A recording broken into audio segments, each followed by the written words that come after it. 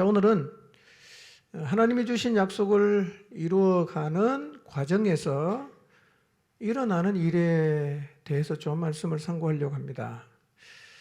가나안 정복에 관한 이야기는 하나님이 주신 약속을 이루는 과정에서 어떤 일들이 일어날 수 있는가를 우리에게 보여주는데요. 자, 설교 제목 같이 한번 읽어봅니다. 시작.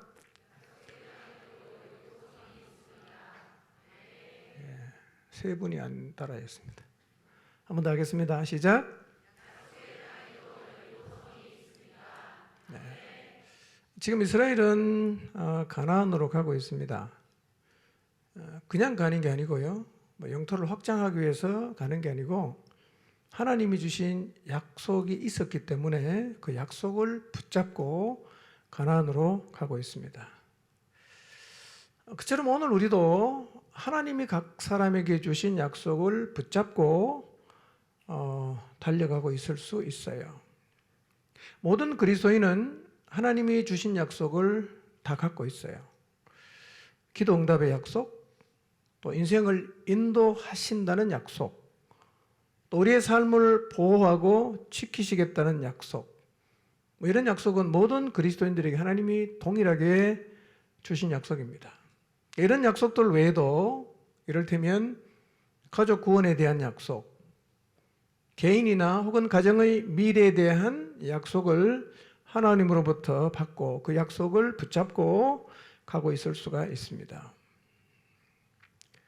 자, 이 시간 내게 주신 하나님의 약속은 무엇이 있는가를 한번 생각해 보십시오.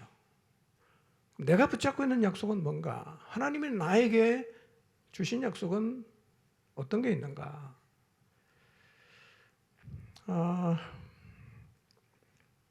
그리고 그 하나님이 주신 약속을 지금도 계속 붙잡고 있는지, 아니면 얼마 전까지만 해도 그걸 계속 붙잡고 갔는데 이제는 놓아버렸는지 또 한번 생각해 보시기를 바랍니다. 자, 하나님의 약속과 관련해서 우리가 가지고 있는 오해가 있는데요. 그게 두 가지예요. 하나는 뭐냐면 하나님의 약속은 무조건 이루어진다. 오해입니다. 여러분, 하나님에게 내가 약속을 받았다고 그 약속이 무조건 성취되지 않습니다. 출애굽한 이스라엘 백성, 광야 1세대는 출발할 때 가나안 땅을 약속을 받았어요. 그래서 그들은 출애굽했습니다. 힘든 광야를 다 통과했어요. 그리고 가나안에 들어가기 위해서 가나안 땅 입구인 바란 광야의 가데스 바니아에 도착했어요. 들어가면 돼요. 근데 여기서 엄청난 변수가 생깁니다. 그곳에서 이스라엘은 가나안에 정탐꾼을 보냈어요. 12정탐꾼이 가서 40일을 정탐하고 돌아왔는데 보고의 내용이 완전히 엇갈렸어요. 10명의 보고와 2명의 보고의 내용이 달랐는데 10명의 정탐꾼은 가면 다 죽는다. 절대로 가면 안 된다. 이렇게 보고를 냈어요. 2명은 아니다. 하나님이 약속했기 때문에 들어가면 차지할 수 있다. 가자. 이렇게 약속했어요. 그런데 백성들은 10명의 부정적 보고를 받아들입니다. 그리고 우리는 가나안 땅에 들어갈 수 없다 라고 생각을 하고 스스로 약속을 포기합니다. 여러분, 출발을 약속을 붙잡고 했어요. 광야를 지나는 과정에도 약속을 붙잡았어요. 그러나 가나안에 들어가기 직전에 그들은 스스로 하나님이 주신 약속을 포기했습니다. 그리고 광야에서 방황하다가 다 죽고 말았습니다. 광야 1세대는 약속을 받았습니다. 그러나 스스로 포기했습니다. 그래서 약속의 성취를 보지 못했어요. 여러분, 약속을 받아도 약속의 땅에 못 들어갈 수 있어요. 이 사실을 기억하시기를 바랍니다. 그런데 광야에서 태어난 2세대가 있어요. 이 세대들도 똑같이 가나안 땅에 대한 약속을 받았어요. 자, 1세대는 포기하고 못 들어갔어요. 2세대는 어떻게 됐을까요? 광야 2세대는 1세대와는 좀 달랐어요. 가나안에 들어갔어요. 이번 주와 다음 주에 우리가 살피게 될 이 여리고성을 점령한 사람들이 바로 광야 2세대들입니다. 똑같이 약속을 받았죠? 그런데 왜 1세대는 못 들어가는데 2세대는 들어가죠? 무슨 차이일까요? 성경은 약속을 받고 출발했지만 그 약속한 자리에 도달하고 도달하지 못하고의 차이를 이렇게 이야기하고 있어요. 히브리서 4장 1절 2절 한번 볼까요? 시작. 그러므로 하나님의 안식처에 들어갈 약속은 아직도 효력이 있습니다. 여러분 가운데 아무도 그곳에 들어갈 기회를 놓치지 않도록 조심하십시오. 우리도 그들과 마찬가지로 기쁜 소식을 전해 들었습니다. 그러나 그들이 들은 말씀이 자기들에게 유익이 되지 못했던 것은 그 말씀을 믿음으로 받아들이지 않았기 때문입니다. 네. 자, 우리는 약속을 받으면 약속은 무조건 성취된다고 생각을 하는데 그렇지 않아요. 안식처에 들어갈 약속을 받았던 1세대는 가나안 땅에 못 들어갔습니다. 왜 못 들어갔습니까? 성경은 이렇게 말합니다. 하나님의 약속을 믿음으로 받아들이지 않았기 때문이다. 하나님의 말씀을 믿음으로 받아들이지 않았기 때문이다. 이렇게 말을 하고 있습니다. 약속이 있어도 누가 들어갑니까? 끝까지 믿음을 붙잡는 사람이 들어가는 거예요. 출발할 수 있습니다. 어디 선까지 갈 수도 있습니다. 그러나 성취를 보는 자리에 가려면 반드시 뭐가 필요합니까? 믿음이 있어야 됩니다. 믿음. 중요한 것은 믿음입니다. 여러분, 오늘 하나님이 여러분에게 주신 약속이 있다면 그 약속이 이루어진다는 믿음을 가지시기를 바랍니다. 믿음이 없으면 약속의 자리에 설 수가 없습니다. 오늘 여러분 혹시 하나님으로부터 받은 그 약속을 자꾸 놓아버리고 싶은 마음이 든다면, 포기하고 싶은 마음이 든다면 오늘 그 약속을 다시 믿음으로 붙드시기를 바랍니다. 약속은요, 받으면 저절로 되는 게 아니에요. 믿음으로 쟁취하는 것입니다. 그러니까 오늘 다시 한번 하나님이 여러분에게 주신 약속을 떠올려 보시고 그 약속을 쟁취하겠다는 영적인 전의를 갖게 되시기를 바랍니다. 질문이 생길 수 있어요. 여러분, 약속이 있는데 그냥 이루면 되지 왜 또 믿음이 필요합니까? 아니, 하나님이 약속하셨으면 그 약속대로 하나님이 다 이루어 가시면 되는 거 아닙니까? 왜 그 약속을 이루는데 믿음이 필요하죠? 그게 오늘 설교 제목이에요. 약속의 땅에도 뭐가 있다? 여리고가 있어요. 여러분, 약속의 땅에 난공불락의 성인 여리고가 있다는 사실이 어떻게 다가오십니까? 혹시 아니 분명히 하나님이 나한테 약속했는데 왜 여리고가 있지? 이런 생각을 혹시 해보신 적이 있습니까? 하나님의 약속과 관련해서 우리가 갖고 있는 두 번째 오해가 뭐냐면 하나님의 약속이 있는 길은 막힘이 없어야 한다는 생각이에요. 약속이 있으면 거침없이 가야 된다 이렇게 생각하죠. 여러분, 우리는 생각하죠. 약속이 있는 일은 쉽게 이루어진다. 누가 봐도 깜짝 놀랄 정도로 일이 슬슬 잘 풀릴 거다라는 생각을 갖고 있어요. 이런 생각을 갖고 있다 보니까 그 길에서 어려운 일이 생기거나 여리고성처럼 무너뜨리기 힘든 상황을 만나면 포기하는 거예요. 포기하는 거예요. 여러분, 하나님의 약속이 있는 길에도 여리고가 있다는 사실을 잊지 마시기를 바랍니다. 여러분, 혹시 지금 하나님의 약속이 있는 길에서 여리고를 만나서 당황하고 계시진 않습니까? 이게 뭐지? 하나님 분명히 약속하셨는데, 반복해서 나한테 약속해 주셨는데 왜 이런 일이 일어나지? 그래서 여러분 앞에 딱 가로막고 서 있는 여리고를 바라보면서 혹시 당황하고 계시나요? 뭐가 잘못된 거 아닌가? 왜 이런 일이 벌어지지? 여러분, 지금 일이 잘못되고 있는 게 아니에요. 먼저 뭘 바꿔야 되느냐? 시각을 바꿔야 됩니다. 여리고가 등장했다? 뭐 잘못되고 있다 라는 시각을 갖지 마십시오. 나타났나? 그러면 내가 돌파해야지. 이런 시각을 가져야 된다는 거예요. 여러분, 하나님의 약속이 있었던 가나안에도 여리고성이 있었잖아요. 아이성도 있었잖아요. 남부 연합군도 있고요. 북부 연합군도 있고요. 있었어요. 그런 일을 만나면 이상하게 생각하지 마시기를 바랍니다. 그런 일을 만나면 뭐 당연하게 올 수 있는 일로 받아들이고 그냥 극복하고 걸어가면 되는 거예요. 여러분, 여리고가 있다는 게 지금 일이 잘못되고 있다는 사인이 아니에요. 하나님의 약속이 있는 길에도 그런 일은 충분히 일어날 수 있다고 생각하시기를 바랍니다. 그러니까 바라보는 시각을 바꿔야 돼요. 시각을 바꿔야 돼요. 시각을 바꾸면 대응 방식이 달라지는 거예요. 이 잘못됐다고 생각하면 대응 방식이 어떻게 되겠어요? 포기하겠죠. 그러나 당연한 게 왔다. 어떻게 하겠어요? 감당하고 가는 겁니다. 자, 우리가 하나님께 받은 약속 중에서 가장 비중을 두고 있는 약속은 아마 가족 구원에 대한 약속이겠죠. 그렇습니까? 아닙니까? 맞습니까?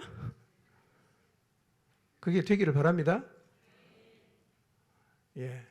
여러분, 교회는 세상을 구원하는 게 목적으로 영원전에 하나님이 세우신 곳입니다. 교회가 건강하면 그 일을 잘하고 있어야 돼요. 근데 교회의 지체된 여러분의 마음속에 영혼을 건져내야겠다는 마음이 없다는 자체는 영적으로 죽었다는 겁니다. 다른 거 아무리 잘해도 교회가 영혼 구원하는 일을 못한다. 그건 지금 완전히 찌그러져 있는 겁니다. 1차적으로 여러분의 가족들을 구원하는 것, 그리고 그 하나님으로부터 받은 그 약속이 아마 우리의 삶에서 가장 비중을 두는 일이어야 할 것입니다.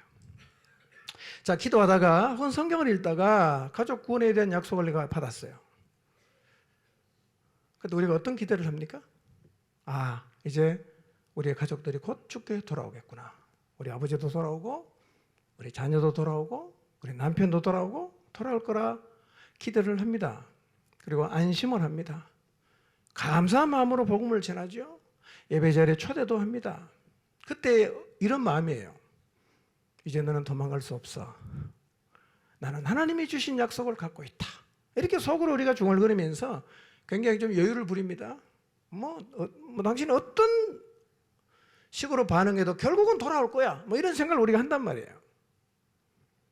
그런데 시간이 흘러가도 안 돌아와요. 그리고 이제 말도 붙이기 힘든 여리고처럼 변해갈 때 우리 마음이 혼란스러워지기 시작합니다. 아니, 약속하셨는데 왜 안 돌아오지? 그러면 약속에 무슨 의미가 있는 거야? 내가 너무 순진했나? 그래서 고민하기를 시작해요. 고민하는 시간이 길어지면서 우리 안에 이런 마음이 또 생깁니다. 약속은 있지만 안 될 수도 있겠구나 라는 생각이 우리 안에서 생겨나기를 시작해요. 그런 시간이 지속이 되면 어느 순간 놓아버리는 거예요. 우리 안에도 이런 분이 계실 수 있어요. 왜 우리가 이런 생각을 할까요? 그건요, 하나님의 약속은 쉽게 이루어진다고 생각하기 때문이에요. 하나님이 내게 약속을 주셨기 때문에 그 길에는 어떤 반대도 없고 어떤 장애도 없다고 믿기 때문에 그렇습니다. 여러분, 그러나 광야 1세대도 가나안에 들어가기 전에 두려움에 사로잡혀요. 광야 2세대도 요단을 건너서 여리고성 앞에 와서 두려움에 사로잡혀요. 그래서 뭐가 필요합니까? 믿음이 필요한 거죠. 믿음이 없으면 하나님이 약속하신 자리에 우리가 도달할 수가 없어요. 그래서 하나님이 약속하신 길에도 여리고가 있을 수 있다는 사실을 기억하고 여리고를 만났을 때 먼저는 시각을 바꾸고 두 번째는 뭘 바꿔야 됩니까? 대응 방식을 바꿔야 돼요. 낙심이 아니라 오히려 전의를 가져야 합니다. 이게 바른 자세예요. 여러분, 우리가 하나님께 받은 약속을 따라서 자녀나 배우자나 혹은 부모님의 구원을 위해서 열심히 기도하고 노력을 해왔는데 아마 그 대상이 너무 마음이 완강해지고 어떤 경우에는 아예 마음을 그냥 닫아버려서 우리가 굉장히 지금 당혹해할 수가 있는데요. 여러분, 당황하지 마십시오. 그건 당황할 일이 아니에요. 약속의 길에도 그런 장애는 언제나 있었습니다. 오늘 제가 하나님의 약속을 받고 걸어갔던 하나님의 사람들이 그 약속의 길에서 겪었던 몇 가지를 좀 살펴보도록 할 텐데요. 이들에게 일어났던 일은 오늘 우리의 삶 가운데서 우리가 약속을 붙잡고 가는 길에도 충분히 일어난다는 사실을 기억하시고 위로받으시고 도전받게 되시기를 바랍니다. 먼저 믿음의 조상 아브라함 이야기인데요. 하나님이 갈대아 우리에 살고 있던 아브라함을 부르십니다. 그리고 내가 지시할 땅으로 가라고 말씀을 하세요. 아브라함은 하나님의 부르심에 순종해서 가나안으로 갔어요. 자, 창세기 12장 1절부터 4절까지 한번 봅니다. 시작. 여호와께서 아브라함에게 이르시되 너는 너의 고향과 친척과 아버지의 집을 떠나 내가 내게 보여줄 땅으로 가라. 내가 너로 큰 민족을 이루고 내게 복을 주어 내 이름을 창대하게 하리니 너는 복이 될지라. 너를 축복하는 자에게는 내가 복을 내리고 너를 저주하는 자에게는 내가 저주하리니 땅의 모든 족속이 너로 말미암아 복을 얻을 것이라 하신지라. 이에 아브라함이 여호와의 말씀을 따라갔고 롯도 그와 함께 갔으며 아브라함이 하란을 떠날 때에 75세였더라. 자, 갈대우리에 살고 있던 아브라함 하란에 왔다가 아버지 데려가 죽고 이제 가나안으로 왔는데요. 그 고대 사회에서 이사를 하는 것, 특히 문화권을 벗어나서 이사하는 것은 거의 죽음을 의미합니다. 그러니까 아브라함이 갈대우르를 떠나서 하란을 지나서 가나안에 왔다는 얘기는 죽기를 각오하고 왔다는 얘기거든요. 말씀을 붙잡고 죽기를 각오하고 순종했어요. 그러면 우리가 생각해봐도 어떤 일이 벌어져야 됩니까? 하나님의 특별하신 배려와 보호를 우리가 봐야 이게 말이 되지 않습니까? 자, 그렇게 목숨 걸고 가나안에 왔는데 가나안에 오니까 어떤 일이 벌어졌냐? 자, 창세기 12장 6절에서 10절을 한번 보겠습니다. 읽습니다. 시작. 아브라함이 그 땅을 지나 세겜 땅 모래 상수리 나무에 이르니 그때 가나안 사람이 그 땅에 거주하였더라. 여호와께서 아브라함에게 나타나 이르시되 내가 이 땅을 내 자손에게 주리라 하신지라. 자기에게 나타나신 여호와께 그가 그곳에서 제단을 쌓고 거기서 베델 동쪽 산으로 옮겨 장막을 치니 서쪽은 베델이요 동쪽은 아이라. 그가 그곳에서 여호와께 제단을 쌓고 여호와의 이름을 부르더니 점점 남방으로 옮겨갔더라. 그 땅에 기근이 들었으므로 아브라함이 애굽에 거류하려고 그리로 내려갔으니 이는 그 땅에 기근이 심하였음이라. 자, 목숨 걸고 하나님 말씀 붙잡고 순종했으면 그 다음에는 사실은 탄탄대로가 열려야 야, 우리도 저렇게 살자 이렇게 되지 않겠어요? 자, 그런데 아브라함이 가나안 땅에 도착했는데 6절을 보세요. 아브라함이 그 땅을 지나 세겜 땅 모래상수리 나무에 이르니 그때 가나안 사람이 그 땅에 거주하였더라 이렇게 말씀하죠. 아니, 하나님이 그렇게 불렀으면 아브라함이 살 땅을 마련해 놔야 되잖아. 근데 가보니까 누가 살고 있어요? 이미 가나안 사람이 다 살고 있어요. 그러니까 불러놓고 머물 장소도 하나님은 마련을 안 해놓았다는 얘기거든요. 그리고 가나안 사람이 살고 있으니까 8절에 보니까 계속해서 장막을 옮기는 거예요. 평지에는 못 칩니다. 사람들이 이미 다 자리를 잡고 있으니까 산 위에 올라가서 여기 갔다가 저리 갔다가 계속 지금 옮겨 다니고 있습니다. 그러니까 아브라함 입장에서 보면 충분히 하나님께 항변할 수 있죠. 아니 불렀으면 땅이라도 하나님 말에 내놓고 저 불러야 되지 않습니까? 불렀으면 장막 칠 장소라도 하나님 준비해 주셔야 되지 않습니까? 근데 와보니까 사람 살고 있고 계속해서 쫓겨다니고 이랬거든요. 그럼 아브라함 입장에서는 어떤 생각이 들 수 있어요? 아니 돌아가자, 괜히 왔다, 이런 생각 안 들겠어요? 그런 아브라함은 어떡합니까? 그 상황들을 감당해요. 여러분, 약속을 이루는 길에서 우리가 여러 일들을 겪을 수 있지만 감당하겠다는 마음의 자세를 가지시길 바랍니다. 아마 여러분도 그럴 텐데요. 제 삶을 돌아봐도 하나님이 주신 어떤 약속의 장소, 곳에 도달하는 과정을 살펴보면요, 가다가 막 힘든 일도 있고 어려운 일도 있어요. 어느 순간 보면 그거 가 있는 거예요. 그런 과정을 다 거쳐서 하나님은 우리를 그분이 약속하신 자리에 데리고 가는 경험을 저도 했는데 아마 여러분도 많이 하셨을 거예요. 너무 힘들고 그 다음에 감당하기가 참 녹록지 않은 그런 일을 겪었어요. 힘들어했습니다. 근데 보니까 어느 순간 하나님 약속하신 자리에 와 있는 우리를 볼 때가 있죠. 여러분, 혹시 하나님 말씀에 순종하고 약속을 붙잡고 출발했는데 이 아브라함처럼요, 이해되지 않는 일이 일어날 수 있습니다. 그때는 어떻게 해야 됩니까? 감당하십시오. 감당하십시오. 믿음은요, 감당하는 거예요. 믿음은요, 견디는 거예요. 믿음은요, 그럼에도 하나님을 진짜 믿는 거예요. 자, 그런데 그 땅에 또 뭐가 찾아옵니까? 기근이 찾아와요. 여러분, 약속을 붙잡고 갔잖아. 목숨 걸고 갔잖아요. 근데 가보니까 하나님 별로 준비를 안 해놓으신 것 같아. 근데 그 땅에 또 기근이 찾아오는 거예요. 그래서 아브라함은 기근의 때 어디로 갑니까? 애굽으로 내려가죠. 가서 어떤 일이 벌어집니까? 아내를 빼앗겼어요. 자, 창세기 12장 17절 18절 한번 볼까요? 시작. 여호와께서 아브라함의 아내 사레의 일로 바로와 그 집에 큰 재앙을 내리신지라. 바로가 아브라함을 불러서 이르되 내가 어찌하여 나에게 이렇게 행하였느냐? 내가 어찌하여 그를 내 아내라고 내게 말하지 아니하였느냐? 자, 애굽으로 아브라함이 내려가 보니까 걱정이 되는 게 뭐냐면 이 바로 왕이 아니면 그 애굽 사람들이 자기 아내를 빼앗아 가고 자기를 죽일까 봐 그게 두려운 거예요. 그 두 사람이 회의를 해갖고 결론이 뭐냐면 당신은 내 누이라고 해라, 이렇게 이제 합의를 했어요. 그래갖고 애굽에 내려가서 사례는 이제 아내가 아니고 뭐예요? 누이예요. 그러니까 바로가 어떻게 합니까? 사례를 데리고 가버렸어요. 그러니까 바로는 합법적으로 데리고 갔어요. 그 항변할 수도 없어. 누이라고 했기 때문에. 근데요, 하나님은 결정적인 순간에는 나타나셔서 일하세요. 자, 아내 뺏겼잖아요.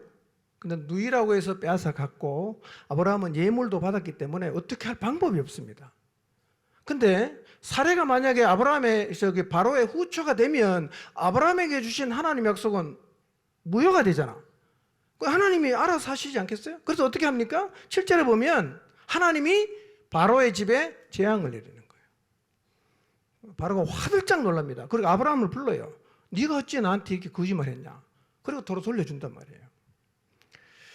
여러분, 우리가 이해하고 힘든 자리에 서기도 하고 때로는 고통스러운 자리에 서기도 하지만 그 약속을 이루는 길에서 하나님은 가만히 보고 있다가 결정적인 순간에 하나님 일하십니다. 저는 우리의 삶에도 하나님은 동일하게 그렇게 하신다고 생각합니다. 하나님이 아니면 뺏긴 사례는 찾아올 방법이 없어요. 근데 하나님이 바로의 집에 재앙을 내리시고 뺏겼던 사례를 돌려받게 하셨어요. 자, 이런 일은요, 사실은 야곱의 일에도 일어나는데요. 자, 이런 질문을 해볼 수 있죠. 하나님은 왜 우리에게 약속을 주시고 약속을 붙잡고 가는 길에서 힘든 일을 겪게 하시나? 이해하기 어려운 일을 겪게 하시는가 하는 게 질문이 생길 수 있죠. 그냥 주시면 안 되냐 이거예요. 좀 편하게 받게 하시면 안 되나? 왜 이렇게 이해할 수 없는 일, 힘든 일을 겪게 하시는가? 여러분, 하나님은요, 우리에게 우리에게 주신 그 약속의 성취를 이루는 동시에 우리가 그 하나님의 약속을 담을 수 있는 그릇으로 만드는 일을 같이 하세요. 성취도 하시고 그 약속을 담을 그릇으로 우리를 넓혀가는 일을 동시에 하십니다. 그릇이 요만하면 아무리 많이 담아도 다 넘치지 않습니까? 그러니 하나님이 우리를 통해서 그분의 약속을 이루시고 그분의 뜻을 이루어 가시려고 하면 그 약속을 담을 수 있는 그릇이 되어야 되니까 약속의 성취와 동시에 그 약속을 담을 그릇으로 우리를 빚어 가세요. 그런데요, 우리는 고난을 받지 않으면 안 넓혀집니다. 어떻게 할 수 없는 막다른 골목까지 가지 않으면 우리의 내면은 절대로 넓혀지질 않아요. 하나님은 두 가지를 동시에 하십니다. 감당하다 보면 넓혀져요. 감당하다 보면 약속이 이루어집니다. 두 가지를 하나님은 동시에 이루어 갔어요. 아마 지금 여러분의 삶 가운데도 그런 일을 행하시고 계실 수 있어요. 여러분이 생각할 때 약속이 있는 길인데 왜 이렇게 힘드나? 왜 이렇게 삶이 그냥 고통스러운가? 왜 하나님은 이렇게 내 삶을 어려운 곳으로 계속 몰아넣는가? 이런 생각이 드실 수 있지만요. 감당하며 가보세요. 어느 순간 가보면요, 딱 넓혀져 있는 여러분의 모습을 여러분 스스로가 보게 될 거예요. 제 삶을 이렇게 돌아보면요, 예전하고 지금 제가 비교해보면 제가 좀 많이 넓혀졌는데요.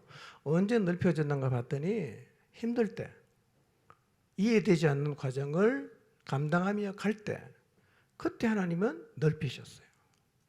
그러니 여러분, 하나님이 여러분을 넓혀 가시는 과정을요, 힘들어하지 말고 넓혀진 여러분의 모습을 상상하시면서 기쁨으로 잘 감당하시기를 바랍니다. 잘 감당하십시오. 예. 고난일 수도 있고 정말 이해하기 힘든 일일 수도 있고 괜찮아요. 예. 감당해 가다 보면 하나님 여러분을 아름답게 빚으실 거예요. 자, 야곱도 그랬거든요.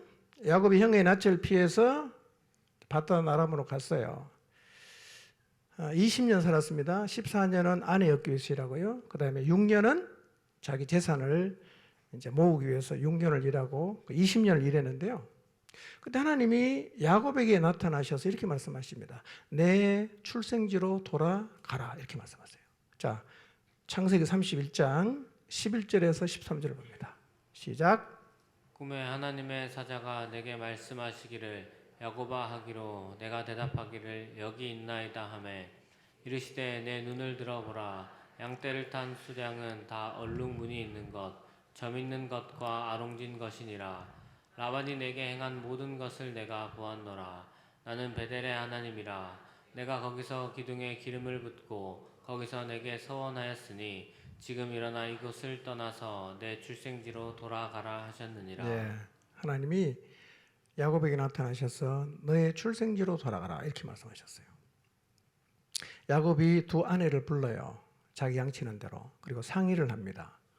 그리고 아내가 야곱의 얘기를 받아들입니다. 그래서 이제 출생지로 돌아가기로 결정을 합니다. 야곱은 외삼촌에게 안 알리고 그냥 출발했어요. 자, 야곱이 지금 고향으로 돌아가는 길은 자기가 원해서 가는 겁니까? 하나님이 가라고 해서 가는 겁니까? 가라고 해서 가는 거죠. 출발할 때부터 하나님은 돌아가라 그랬거든요. 그 약속의 말씀을 붙잡고 이제 돌아가는데, 돌아가는 과정을 보면 이게 힘든 일을 반복해서 겪었는데요. 첫 번째는 외삼촌 라반의 추격을 받았어요. 어떻게 해결됐어요? 그 다음에 어떤 일이 벌어집니까? 형이 400명의 군사를 거느리고 데리고 오는데요. 형과 정말 화해하는 매우 힘겨운 과정을 거쳤어요. 창세기 32장부터 읽어보면 이 과정에서 야곱은 엄청나게 고뇌합니다. 그리고 두려움에 떨어요. 그리고 환도뼈가 위골되어서 제대로 걷지도 못할 정도로 이 몸이 상해요. 그렇게 해서 또 간신히 이제 형과 화해를 하고 위기를 넘어갔는데, 그 다음에 어떤 일을 겪냐면 세겜에 갔다가 딸 디나가 강간당하고 그 오빠인 시몬과 레위가 할례를 주고 제일 힘들어할 때 성에 쳐들어가서 남자를 다 죽여버리고 다 약탈을 했어요. 야곱이 또 다시 두려움에 뜹니다. 이 주변 사람들이 우리를 공격하면 우리는 다 죽었다. 그래서 야곱이 지금 두려움에 사로잡히게 되었어요. 여러분, 하나님이 돌아가라고 해서 지금 돌아가는 길 아닙니까? 왜 이렇게 순탄하질 않지요? 하나님이 가라고 한 말씀에 순종해서 고향으로 돌아갔으면 그냥 평탄하게 쫙 해서 고향으로 가야 될 것 같지 않습니까? 근데 야곱이 가는 길이 그렇지 않았다는 거예요. 그 놀라운 사실은요, 이 힘든 일을 겪는 와중에서도 결정적인 순간에는 하나님이 등장해서 야곱을 보호해요. 자, 어떻게 나타나서 도왔는가 확인해 보겠습니다. 창세기 31장 23절 24절 읽습니다. 시작. 라반이 그의 형제를 거느리고 7일 길을 쫓아가 길르앗 산에서 그에게 이르렀더니 밤에 하나님이 아람 사람 라반에게 현몽하여 이르시되 너는 삼가 야곱에게 선악간에 말하지 말라 하셨더라. 이 라반이요, 야곱이 도망갔다는 소식을 3일 만에 듣고 추격을 하는데요, 7일 만에 따라잡았어요. 라반은 야곱을 죽일 계획이었어요. 야곱을 죽이고 두 딸과 손자 손녀들을 다시 데리고 갈 요량으로 그냥 7일간 추격을 했습니다. 이제 내일이면 야곱을 만나요. 근데 하나님이 만나기 전날 밤에 이렇게 말씀하신 거예요. 24절에 너는 삼가 야곱에게 선악간에 말하지 말아라. 이렇게 말씀하셨어요. 만약에 이날 하나님이 안 나타나셨다면, 이날 하나님이 라반에게 말씀 안 하셨다면 야곱은 죽었을 수도 있겠죠. 누가 보호합니까? 하나님이 결정적인 순간에는 보호를 하세요. 선악간에 말하지 말라. 그래서 라반이 이 꿈에 나타난 하나님을 만난 다음에 자기 입으로 고백합니다. 그리고 보내줘요. 자, 두 번째, 그렇게 삼촌하고 헤어져서 갔더니만 누가 기다립니까? 에서가 기다리잖아. 또 야곱은 두려움에 떱니다. 자, 32장 29절 봅시다. 읽어볼까요? 시작. 야곱이 청하여 이르되 당신의 이름을 알려주소서. 그 사람이 이르되 어찌하여 내 이름을 묻느냐 하고 거기서 야곱에게 축복한지라. 예, 400명의 군사를 거느리고 오는데 어떻게 할 방법이 없어요. 뭐 다 죽을 수밖에 없죠. 그래서 뭐 하여튼 머리 굴려갖고 뭐 선물도 보내고 뭐 오만 방법을 다 쓰는데요. 그래도 마음의 두려움이 사라지질 않아. 그래서 어떡합니까? 야복강 나루터에서 밤새워 기도합니다. 기도하다가 누굴 만납니까? 하나님 만나요. 그리고 하나님의 축복을 받죠. 그렇지만 그날 그건 어떻게 됩니까? 환도뼈가 부러집니다. 야곱의 그 몰골을 한번 상상해 보세요. 밤새도록 진짜 실험했거든요. 여러분 강변에서 그냥 막 뒹굴면 몸이 어떻게 됩니까? 온몸이 흑동이겠죠. 머리는요, 산발은 귀신 같겠죠. 다리는요, 쩔뚝뚝뚝 절죠. 도대체 이게 뭐 어떻게 이런 일이 일어날 수 있나 생각할 수 있는데요. 사실은 그런 모습 때문에 에서는 야곱을 보자마자 마음이 헷가닥 바뀌어갖고 끌어안고 화해를 했어요. 결정적인 순간에 하나님이 등장하셨어요. 한 번 더 볼까요? 창세기 35장 5절입니다. 시작. 그들이 떠났으나 하나님이 그 사면 고울들로 크게 두려워하게 하셨으므로 야곱의 아들들을 추격하는 자가 없었더라. 자, 세겜성에서 시몬과 레위 두 아들이 성을 약탈합니다. 남자를 다 죽였습니다. 약탈했어요. 야곱이 불같이 화를 냅니다. 그 두려움에 떱니다. 그때 하나님이 이렇게 하셨어요. 5절에 하나님이 사면 고울 사람들에게 두려움을 집어넣었어요. 아무도 야곱을 추격하지 않았어요. 여러분 주변에 있는 이 족속들이 연합해서 야곱을 치겠다고 마음먹으면 야곱은 다 죽어야 됩니다. 그 가족은요. 그런데 어떻게 합니까? 결정적인 순간에 하나님이 주변 사람들 마음속에 두려움을 집어넣었다. 여러분 우리가 하나님의 약속을 붙잡고 가는 길에도요, 야곱이 겪었던 이런 일들을 겪을 수 있습니다. 그러나 하나님은 결정적인 순간에는 일하십니다. 우리가 때로는 고난도 받고 이해할 수 없는 일을 겪을 때 하나님은 우리를 그냥 집어 던져놓고 그냥 딴짓하고 계시는 게 아니라요, 가만히 지켜보시는 거예요. 때로는 우리보다 하나님이 더 아파할 수 있어요. 그러나 우리가 그 과정들을 견디면서 우리의 그릇이 넓혀지기를 하나님은 기대하시는 거죠. 그리고 우리 힘으로 도저히 할 수 없는 순간이 되면 그분은 등장하십니다. 그리고 그 문제를 풀어주신단 말이에요. 여러분의 인생길 가운데서 똑같이 하나님이 일하십니다. 여러분의 힘으로 도저히 못 푼다. 그때 하나님 등장해요. 보호하십니다. 예, 장애물을 치워주시기도 하시고요. 그분이 하신 약속을 이루어갈 수 있게 하시는 일들을 오늘 우리의 삶 가운데서 동일하게 하신다는 사실을 믿으시기 바랍니다. 요셉은 어때요? 하나님 요셉에게 꿈을 줬어요. 근데 요셉은 꿈이 있었지만 뭘로 삽니까? 노예로 살죠. 꿈이 있었지만 누명을 쓰고 어디로 갑니까? 감옥에 가죠. 감옥에서 술 맡던 관원장에게 꿈을 해석해 줬는데 술 맡던 관원장은 요셉을 잊어버리죠. 이 과정들이 사실은 쉽지 않은 과정인데요. 요셉은 어떻게 합니까? 잘 감당했어요. 여러분, 감당하는 게 믿음이에요. 감당하는 게 힘이에요. 뭐 이런 자리에 있으면 쉽게 할 수 있는 게 뭐겠어요? 불평, 불만, 그냥 뛰쳐나가고, 이게 제일 쉽죠. 그러나 요셉은요, 다 감당합니다. 다 감당합니다. 결국 하나님의 뜻을 이루었습니다. 여러분, 감당하며 가시기를 바랍니다. 어떤 일을 만나든 감당하겠다는 마음을 가지시기를 바랍니다. 그게 믿음이에요. 하나님의 약속을 이루어가는 과정에서 우리가 가져야 될 마음의 자세는 뭐냐? 하나님이 주시면 감당하겠다. 이런 마음을 갖는 게 꼭 필요합니다. 여러분, 때로는요, 하나님 약속이 더디어 보이기도 해요. 자, 창세기 13장 14절에서 16절을 읽어봅니다. 시작. 롯이 아브라함을 떠난 후에 여호와께서 아브라함에게 이르시되 너는 눈을 들어 너 있는 곳에서 북쪽과 남쪽 그리고 동쪽과 서쪽을 바라보라. 보이는 땅을 내가 너와 내 자손에게 주리니 영원히 이르리라. 내가 내 자손의 땅에 티끌같이 갖게 하리니 사람이 땅의 티끌을 능히 셀 수 있을진데 내 자손도 세리라. 자, 하나님이 좀 더 구체적으로 아브라함에게 두 가지 약속을 하십니다. 하나는 뭐냐면 땅에 대한 약속이고 그 다음에는 자손에 대한 약속이에요. 자, 그러면 자손에게 하나님이 이런 약속을 하십니다. 땅의 티끌을 능히 셀 수 있을진데 내 자손도 셀 거다. 내 자손을 땅에 티끌같이 많게 하겠다. 예, 엄청난 약속이죠. 땅에 티끌같이 많게, 숫자를 셀 수 없을 정도로 많은 후손을 주겠다 약속했어요. 근데 아브라함이 몇 명 낳습니까? 약속의 자녀? 1명 낳았어요. 얼만큼 주겠다고요? 땅에 티끌처럼 주겠다. 1명 낳았어요. 그럼 이삭 때가 한 50명 낳아야 되잖아. 그렇죠? 이삭이 결혼했어요. 20년간 애를 못 낳아요. 결혼한 지 20년만 60세 때 딱 한 번 출산했는데 2명 낳았어요. 상동이. 자, 땅에 티끌같이 하겠다는 그 엄청난 하나님 약속을 받았지만 2대에 걸쳐서 애 몇 명 낳아요?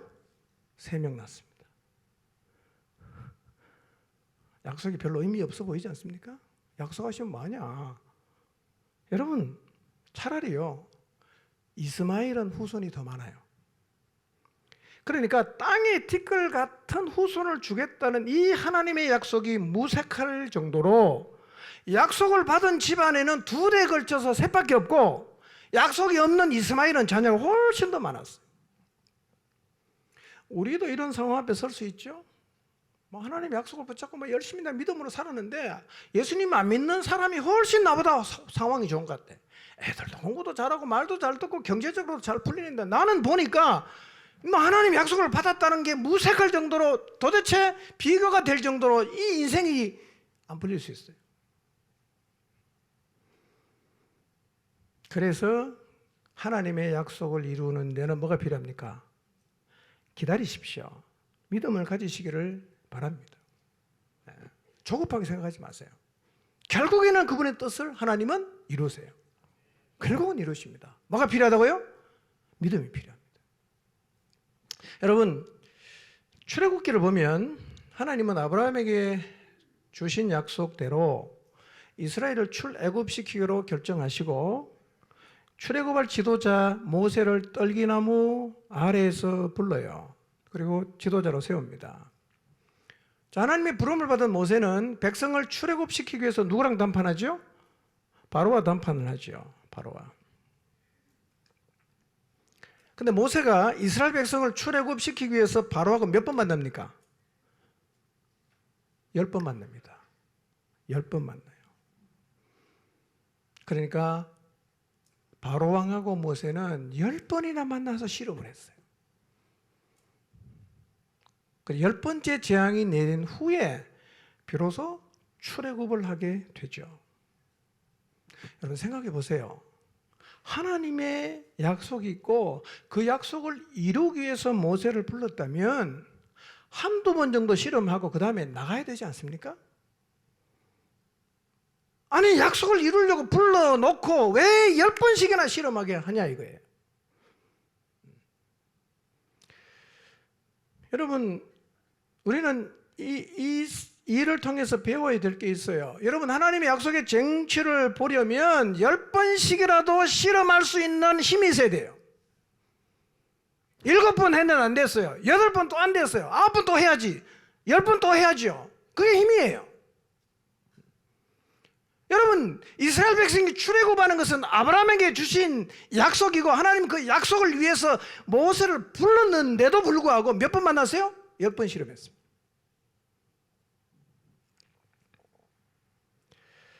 여러분 한두 번 해보고 포기하지 마시기를 바랍니다. 또 싸우고 또 단판하고 또 싸우고 무너질 때까지 계속 할 수 있는 힘이 우리에게 필요해요. 그런데 어쩌면 우리는 한두 번 해보고 포기했을 수가 있어요. 더 끈기를 가지고 한 4-5번 하고 포기했을 수 있고요.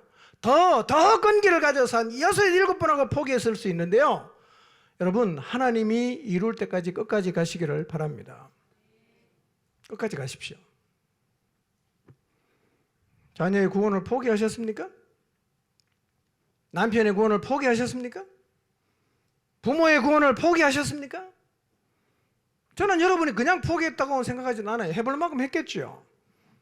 그러나 실험하는 일이 반복이 되면서 어느 순간부터 이거 안 되는구나, 해봐도 안 되겠구나, 그렇게 해서 슬그머니 아마 여러분이 포기했을 텐데요.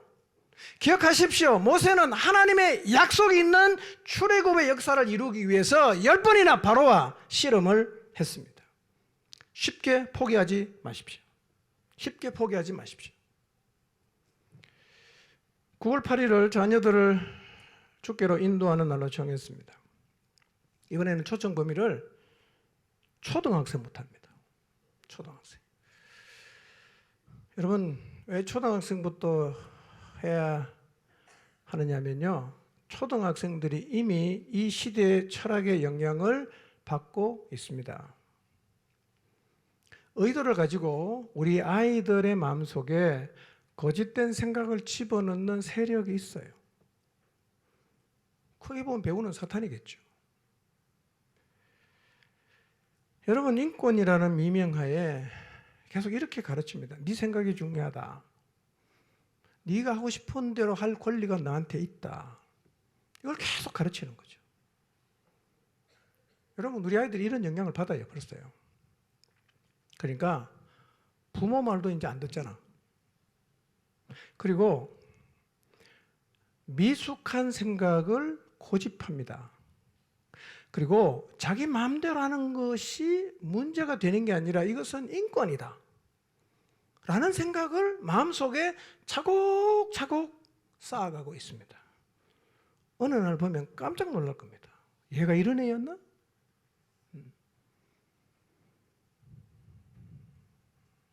종교는 자유니까 강요하면 안 된다고 가르칩니다. 강요 받지도 말라고 가르치죠. 그래서 믿음의 집안에 있는 초등학생인데요, 신앙교육을 하면 강요하지 말라고 대들어요. 초등학생들이요. 초등학생 자녀들도 부모님들 정신 바짝 차려야 됩니다. 기독교를 없애려는 의도가 있는 것 같아요. 교과서에 이슬람 관련 내용은 17페이지입니다. 기독교 관련 내용은 천주교를 엎쳐갖고 3페이지입니다. 왜 이렇게 하는 거겠어요? 교회를 무너뜨리려고 하는 거겠죠. 아예 학교에서 기독교의 존재를 안 가르치려고 하는 거죠. 완전히 뺄 수는 없으니까 조금 집어넣어놨어요. 여러분 제가 어릴 때는요, 초등학교 다니면서 교회를 안 가본 사람은 거의 없습니다. 다 가봤어요.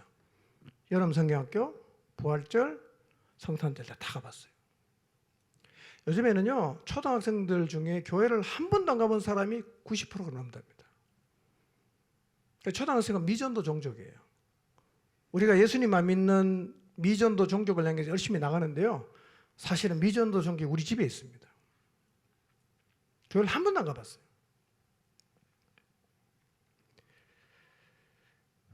기독교를 모르게 하고 이슬람을 미화시키고 종교는 자유다, 이런 영향을 우리 아이들이 계속 받죠? 하나님께 나오겠습니까? 안 나옵니다. 안 나와요.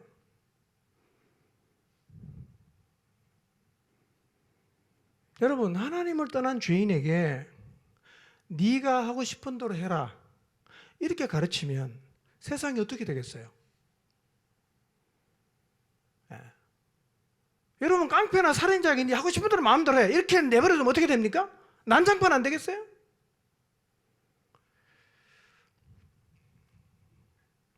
뿐만 아니라 우리 아이를 성적으로 타락시키는 내용이 교과서에 다 수록되어 있습니다. 가르칠 필요가 없는데 다 가르쳐요. 성적으로 타락시키는 거죠. 우리는 뭐 선생님을 믿었고 학교를 믿었잖아. 여러분, 학교 교육이 변했어요. 변했습니다. 달라요. 여기 정신 바짝 차려야 됩니다. 저 아이를 학교에 안 보내고 싶어요. 차라리 홈스쿨을 하든지 대안학교를 하든지. 여러분, 우리의 자녀들이요, 굳게 닫힌 여리고처럼 변해가고 있습니다. 큰일입니다. 그러니까 점점 정복 불가능한 성으로 변해가고 있어요. 안타까운 일이죠. 그러나 우리는 포기하지 않아야 됩니다. 우리의 자녀들을 구원의 길로 이끌어야 합니다. 다시 복음 전해야 돼요. 하나님 말씀 가르쳐야 됩니다. 우리가 포기하고 교회가 포기하면 걔네들은 하나님께서 완전히 멀어지게 되어 있습니다. 포기할 수 없잖아. 여러분의 자녀 지옥 가는 거 지켜보시겠어요? 그럴 수는 없잖아.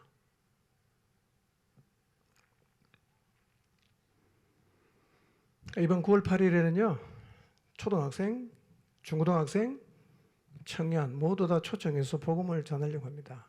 따라갈지 같이 할지는 저도 좀 기도해 보겠습니다. 그래서 구원이 필요한 자녀를 적으라고 밴드에 올리면 초등학생, 중학생, 대학생 이렇게 구분해서 적어주시기를 바라고요. 우리가 여리고를 향해 나가듯이 공동체의 힘을 모아서 우리의 자녀들에게 나가야 합니다. 여러분, 이해는 하지만 초등학교 다니는 여러분 자녀가 교회 안 나오면, 청소년 아이들이 여러분의 자녀가 교회 안 나오는 거, 이거 쉽게 생각하시면 안 됩니다. 벌써 밀리는 거잖아요.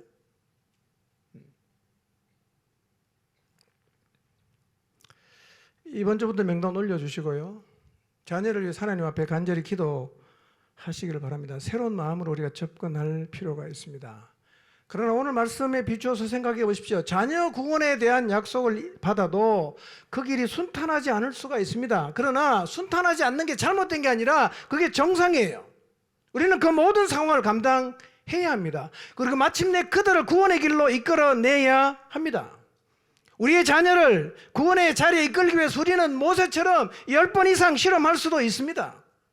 여러분, 여리고가 있다, 반복해서 실험해도 안 된다, 이것은요, 약속이 무효라는 것을 의미하는 게 아니에요. 우리가 포기하지 않으면 반드시 하나님의 약속의 성취를 보는 자리에 서게 될 것입니다. 세상은 더 악해지겠죠. 더 이상해지겠죠. 그러나 우리의 자녀와 가족 구원에 대한 하나님의 약속을 붙잡고 그 성취를 우리는 보아야 합니다. 여러분 모두가 이 자리에 서게 되기를 주님의 이름으로 축복합니다.